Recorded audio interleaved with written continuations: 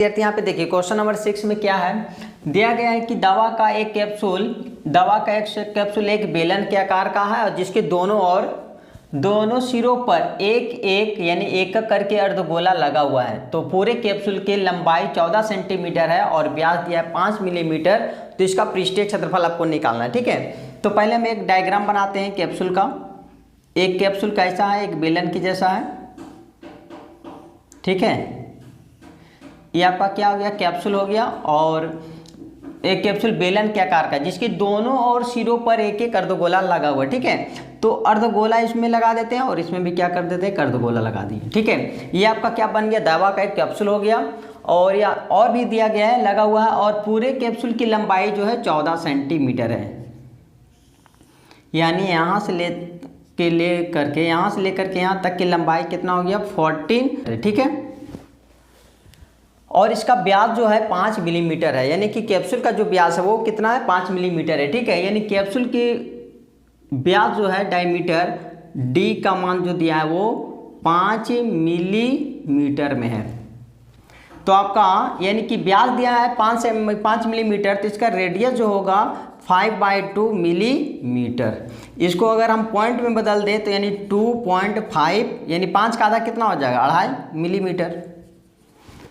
तो इसकी पृष्ठीय क्षेत्रफल निकालना है। ठीक है, यानी इसका पृष्ठीय क्षेत्रफल क्या होगा, देखिए थोड़ा सा इसका डायग्राम, इसका फार्मूला क्या लागू होगा। मान लेते हैं ये आपका क्या है, एक बेलनाकार है और इसके दोनों ओर इधर भी एक अर्धगोला लगा हुआ और ये साइड भी एक अर्धगोला लगा हुआ है। ठीक है, तो इसका पृष्ठीय क्षेत्रफल आपको निकालना है। तो पहले हम क्या करेंगे, यानी एक देख सकते हैं जो बैंगनी कलर का जो रंगा हुआ है वो आपका पृष्ठीय क्षेत्रफल बनेगा।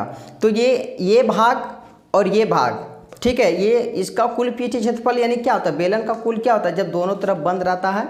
ठीक है, तो कुल पृष्ठीय क्षेत्रफल होता है। ठीक है, तो यहाँ पे देख सकते हैं ये क्या होगा, इसके पास तो लग गया अर्धगोला, इसके ऊपर भी लग गया अर्धगोला, यानी कि बेलन का क्या लागू होगा, वह पृष्ठीय क्षेत्रफल। ठीक है, तो हम यहाँ पे क्या लिखेंगे, कैप्सूल का कुल पृष्ठीय क्षेत्रफल, कुल पृष्ठीय क्षेत्रफल इक्वल टू, यानी इस कैप्सूल का कुल पृष्ठीय क्षेत्रफल, इसके लिए लागू क्या होगा, बेलन का वक्र पृष्ठीय क्षेत्रफल। फिर बेलन के बाद क्या होता है, अर्धगोला आ गया, तो अर्धगोला का वक्र, क्योंकि इसका और इसका भाग का प्रयोग नहीं करना है। ठीक है, तो हम क्या लिखेंगे, बेलन का वक्र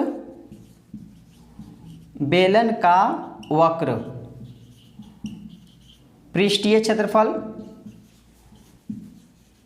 प्लस ये बेलन का वक्र हो गया और दो इस तरह करके एक अर्धगोला लगा हुआ, अर्धगोला यानी कि अर्धगोला, ये इधर से एक अर्धगोला और इधर से भी एक अर्धगोला लगा हुआ, यानी कि 2 अर्धगोला हो जाएगा। ठीक है, तो यहाँ लिखेंगे 2 अर्धगोला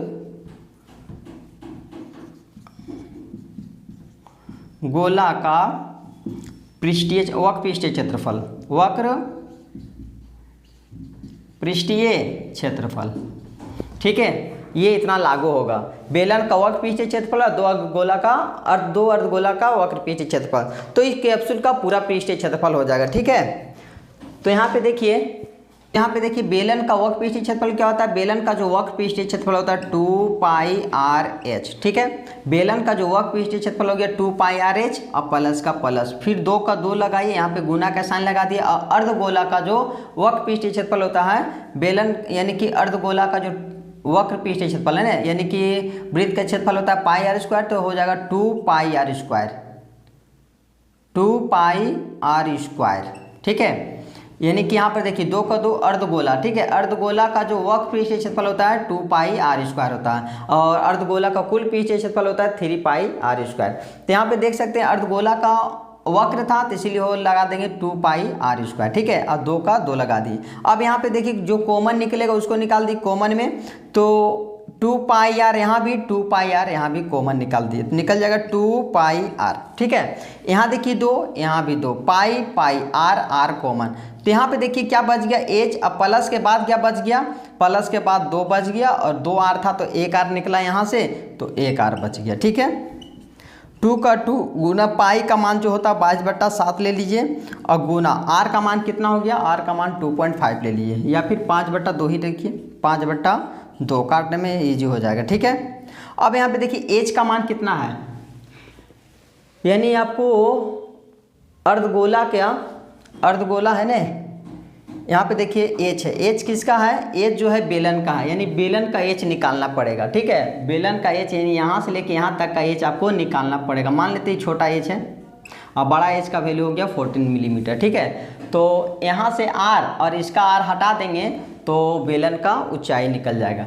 तो हम क्या करेंगे, बड़ा एच में से -2r कर देंगे।